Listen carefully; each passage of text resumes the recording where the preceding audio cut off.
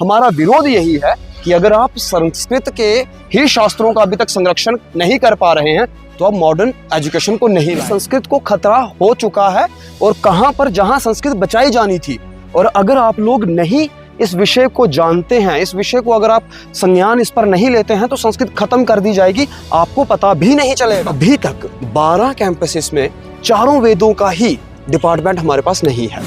आप अभी तक चारों वेदों के डिपार्टमेंट नहीं चला पाए। 6 जो उसके वेदांग हैं उसमें ही अंगों के भी आप डिपार्टमेंट नहीं चला पाए। कई विद्याएं लुप्त हो चुकी हैं हमारे सनातन की, हमारे संस्कृत समाज के लोगों की। उसको बचाने के बजाय आपने नए कोर्सेज ऐड किए, वो भी मॉडर्न जो कोर्सेज थे। परंतु इसको बचाने के लिए जो सरकार ने पहल की थी, वहां पर ही जब संस्कृत और सनातन के शास्त्रों को खतरा आ जाएगा तो सनातन की एक ऐसी क्षति होगी जिसकी कभी भी पूर्ति नहीं हो पाई। अगर ये नीतियां आप लाते हो तो संस्कृत मुख्य धारा से हट जाएगी। बीएचयू में यही हुआ था। मदन मोहन मालवीय जी ने संस्कृत के लिए वो डिपार्टमेंट, वो यूनिवर्सिटी खोली थी। आज वहां से मुख्य धारा से हटकर बीएचयू में सिर्फ एक डिपार्टमेंट बचा है संस्कृत का। पिछले कई दिनों से संस्कृत विश्वविद्यालय में प्रदर्शन देखने को मिल रहे थे। आखिरकार क्या कारण थे कि वहां पर प्रदर्शन हो रहे थे, उसी विषय पर बातचीत करने के लिए अनीश जी हैं, जो पीएचडी रिसर्च स्कॉलर भी है, और इन्हीं की लीड में जो है वो सारे प्रदर्शन वहां पे हो रहे थे। सबसे पहले अनीश जी, अपना कीमती वक्त देने के लिए बहुत बहुत धन्यवाद। तो आपसे सबसे पहले यही जानना चाहेंगे कि काफ़ी सोशल मीडिया पर आपकी वीडियो भी वायरल हो रही है कि संस्कृत को बचाने के लिए, हालाँकि संस्कृत का हमें इतना नॉलेज तो नहीं है, लेकिन फिर भी आप आवाज़ उठा रहे थे। किस विषय पर उठा रहे थे, आखिरकार विषय क्या था, इस पे बताएं। सबसे पहले मैं आपके न्यूज़ चैनल को धन्यवाद करूंगा कि आपने इस विषय पर संज्ञान लिया। मेरा नाम अनीश सनमोत्रा है और मैं केंद्रीय संस्कृत विश्वविद्यालय का पीएचडी का स्टूडेंट हूँ। आपने देखा, आप सबने देखा जैसे विरोध चल रहे हैं, कुछ नीतियों को लेकर हमारा विरोध था। सबसे पहले मैं बात करना चाहूँगा सनातन की। सनातन के जो मुख्य पिलर हैं जिन पे सनातन खड़ा है वो हैं वेद, शास्त्र, पुराण, उसके साथ साथ वेद के अंग और बहुत सारे हमारे ऐसे संस्कृत के शास्त्र जिनकी वजह से हम सनातन को, समाज को चला रहे हैं।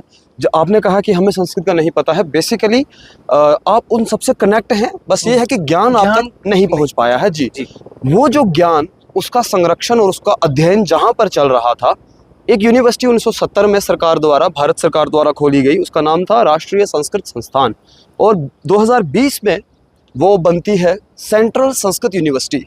दिल्ली में इसका मुख्यालय है और पूरे भारत में इसके 12 कैंपसेस हैं। उन 12 कैंपसेस में संस्कृत के शास्त्रों का अध्ययन आचार्य शास्त्र परंपरा से चल रहा है, गुरु शिष्य परंपरा से चल रहा था।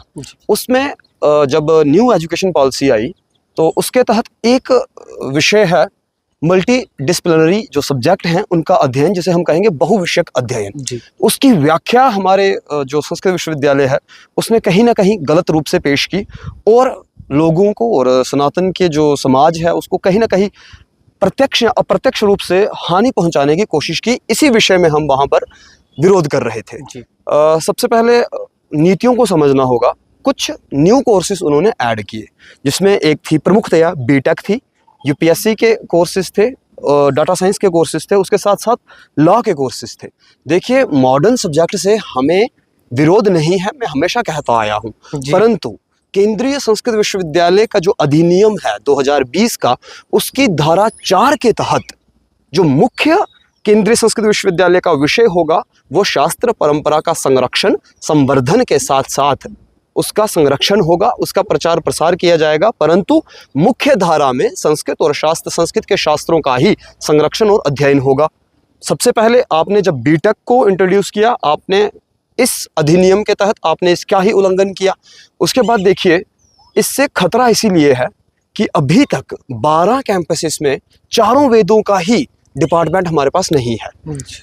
चारों वेदों के स्वतंत्र रूप से, एक वेद का जैसे शुक्ल यजुर्वेद के होंगे, अथर्ववेद सामवेद का तो मैं नहीं है ही नहीं है, ऋग्वेद के नहीं है, उसके साथ साथ वेद के 6 अंग होते हैं।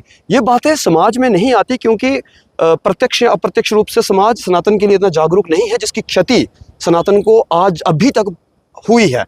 परंतु इसको बचाने के लिए जो सरकार ने पहल की थी, वहाँ पर ही जब संस्कृत और सनातन के शास्त्रों को खतरा आ जाएगा तो सनातन की एक ऐसी क्षति होगी जिसकी कभी भी पूर्ति नहीं हो पाएगी।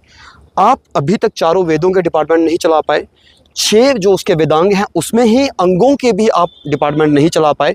हमारे जम्मू कश्मीर की मैं बात करूं तो हमारे जम्मू कश्मीर का एक दर्शन था जिसका नाम था शैव दर्शन।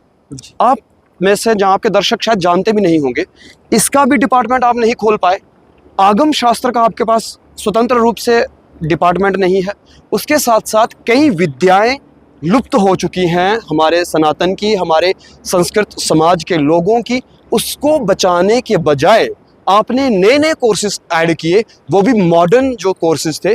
देखिए, सबसे पहले अगर आपको किसी चीज़ को ख़त्म करना है, सबसे बड़ा जो हथियार है वो है विश्वास। जी। आप लोगों को विश्वास दिलाइए कि हम आपके हैं, हम आपके हैं, ये कह करके आप उनका सर्वनाश कर दीजिए तो वो बेचारे बोल भी नहीं पाएंगे। आज के सनातनियों को यही है, उनको जो भी ये कहता है कि हम सनातन के पक्ष में हैं, ये नीतियां सनातन के पक्ष में हैं, तो वो बेचारे हर नीति को बिना पढ़े स्वीकार कर लेते हैं। हमारा विरोध यही है कि अगर आप संस्कृत के ही शास्त्रों का अभी तक संरक्षण नहीं कर पा रहे हैं तो आप मॉडर्न एजुकेशन को नहीं लाएं। इसके बाद इन्होंने क्या किया कि जो लोग, जो गुरु 12-12, 15-15 साल से संस्कृत को पढ़ा रहे थे, शास्त्रों को अपना जीवन दे रहे थे, उनको आपने डिमोट करके ले आए। आप कॉन्ट्रैक्ट से डिमोट करके आप गेस्ट पे ले आए। मतलब वो 75,000 लोग पा रहे थे, आज वो 50 या 40,000 पाने के लिए आपने मजबूर किया। कहीं ना कहीं ये कारण लगता है कि संस्कृत को बिल्कुल ही खत्म करने का कारण बिल्कुल, मैं यही कह रहा हूँ कि संस्कृत को खतरा हो चुका है। और कहाँ पर जहाँ संस्कृत बचाई जानी थी, और अगर आप लोग नहीं इस विषय को जानते हैं, इस विषय को अगर आप संज्ञान इस पर नहीं लेते हैं तो संस्कृत खत्म कर दी जाएगी, आपको पता भी नहीं चलेगा। क्योंकि संस्कृत पढ़ने वाले जो पंडित समाज के लोग हैं या पंडित हैं या उसके बाद जो संस्कृत प्रेमी हैं, वो कहाँ जाएंगे संस्कृत पढ़ने अगर संस्कृत के विश्वविद्यालय में ही संस्कृत मुख्य धारा में नहीं पढ़ाई जाएगी। अनिश जी, आपसे जानना चाहेंगे कि हिंदू समाज में जो भी चाहे शास्त्र हों, वेद हों, वो संस्कृत में लिखे गए हैं। जी जी। आज के युग में हम देखते हैं कि काफ़ी सारे जो बच्चे हैं वो उनको वेदों शास्त्रों का नहीं पता, वो आजकल मोबाइल की दुनिया में, टीवी की दुनिया में रहते हैं। कहीं ना कहीं आपको लगता है कि इस तरह से अगर संस्कृत को ही यूनिवर्सिटी से ही ख़त्म करना शुरू कर दिया गया तो आने वाले समय में वेदों को, पुराणों को, भगवानों को भी कोई जानने वाला नहीं बचेगा। नहीं होगा। आप देख ही रहे हैं किस तरह से धर्मांतरण हो रहा है, किस तरह से सनातन समाज के लोग अपने धर्म के प्रति जागरूक नहीं हैं। कहीं पर अगर सनातन की पढ़ाई करवाई जाती थी उच्च शिक्षा की, देखिए गुरुकुल तो बहुत सारे हैं, पर जब गुरुकुल से बच्चे निकलेंगे, जैसे मैं श्री माता वैष्णो देवी गुरुकुल से ही पढ़ा हूँ, हम जब यहाँ से निकले तो हमें हायर एजुकेशन के लिए, जिसे शास्त्री, आचार्य और पीएचडी को विद्यावारिधि कहा जाता है, उसे पढ़ने के लिए हमें जब केंद्रीय संस्कृत विश्वविद्यालय में जाएंगे, हमने तो कर ली, परंतु हमारे भविष्य को भी खतरा है। और आने वाली जो पीढ़ियां गुरुकुल से निकलकर आएंगी वो कहां पर जाएंगी। हमारी चिंता ही यही है कि समाज पहले ही सनातन की परंपराओं को भूल रहा है। जब उसको बचाने वाले ही उसके रक्षक ही उसके भक्षक बन जाएंगे तो मेरे ख्याल से सनातन को बहुत अदम्य क्षति होगी, जिसकी पूर्ति शायद कभी ना हो। अनिश जी, जानना चाहेंगे कि हिंदू समाज की बात करें तो काफ़ी सारे ऐसे संगठन हैं, चाहे विश्व हिंदू परिषद हो, चाहे फिर राष्ट्रीय स्वयंसेवक संघ हो, बजरंग दल हो, इनके साथ साथ संस्कृत को बचाने के लिए भी काफ़ी सारे संगठन हैं। क्या अभी तक उन संगठनों में से कोई संगठन सामने आया है इस विषय को लेके? ऐसा तो मैं आपसे नहीं कहूँगा कि उन लोगों को ज्ञान नहीं है। उन लोगों से मेरी बात हुई है, जो बहुत सारे संगठन हैं उनसे मेरी बात हुई है। कुछ लोग हैं जो संगठन में हैं और जानते हैं इस विषय पर, लगातार मेरे साथ जुड़े भी हैं। परंतु देखिए, जब तक समाज जागरूक नहीं होगा तो शायद वो संगठन भी आगे खुलकर नहीं आ पाएंगे। तो मैं इसलिए आज आपके पास भी आया हूँ और मैं चाहता हूँ कि मेरे सारे भाई जितने भी इसे देख रहे हैं, जो सनातन से जुड़े हुए हैं, वो इस पर संज्ञान लें और केंद्रीय संस्कृत विश्वविद्यालय को टैग कर वीडियोस के रूप से या लिखकर उनको कहें कि अगर ये नीतियां आप लाते हो तो संस्कृत मुख्य धारा से हट जाएगी। बीएचयू में यही हुआ था। मदन मोहन मालवीय जी ने संस्कृत के लिए वो डिपार्टमेंट, वो यूनिवर्सिटी खोली थी। आज वहाँ से मुख्य धारा से हटकर बीएचयू में सिर्फ एक डिपार्टमेंट बचा है संस्कृत का। उसके साथ साथ दरभंगा यूनिवर्सिटी ले लीजिए, उसके साथ साथ बंगाल का संस्कृत कॉलेज ले लीजिए, उनमें भी यही स्थिति थी। वहाँ पर भी संस्कृत मुख्य धारा से हटकर आज डिपार्टमेंटल रूप ले चुकी है। मतलब बिल्कुल छोटे रूप में एक डिपार्टमेंट में है। मुख्य धारा में संस्कृत हमारे केंद्रीय संस्कृत विश्वविद्यालय में ही थी, आज यहाँ पर भी वही स्थिति उत्पन्न हो गई है। मैं इसीलिए आपके सामने आया हूँ और लोगों से यही कहूँगा कि संस्कृत खतरे में है, सनातन खतरे में है। उसे बचाने के लिए आपको आगे आना ही होगा। आप नहीं आएंगे तो आप किसी और धर्म के लोगों से ये उम्मीद नहीं कर सकते कि वो बचाने आएंगे। जी, चलिए बहुत बहुत धन्यवाद। तो जी हमारे साथ बातचीत करने के लिए अनीश जी थे, जिन्होंने जो प्रदर्शन पिछले दिनों में हम सोशल मीडिया पर देख रहे थे, जिस पे इन्होंने विस्तार से पूरी जानकारी दी कि किस तरह से लगातार संस्कृत जो है उसे ख़त्म करने का प्रयास किया जा रहा है। हिंदू समाज के सभी लोगों को भी इस विषय को लेकर सामने आना चाहिए, ताकि जो संस्कृत है इसे बचाया जा सके, ताकि जो हमारे वेद हैं, पुराण हैं, वो सब संस्कृत में ही लिखे जाते हैं। और कहीं न कहीं हर एक हिंदू घर में संस्कृत का अध्ययन होना चाहिए।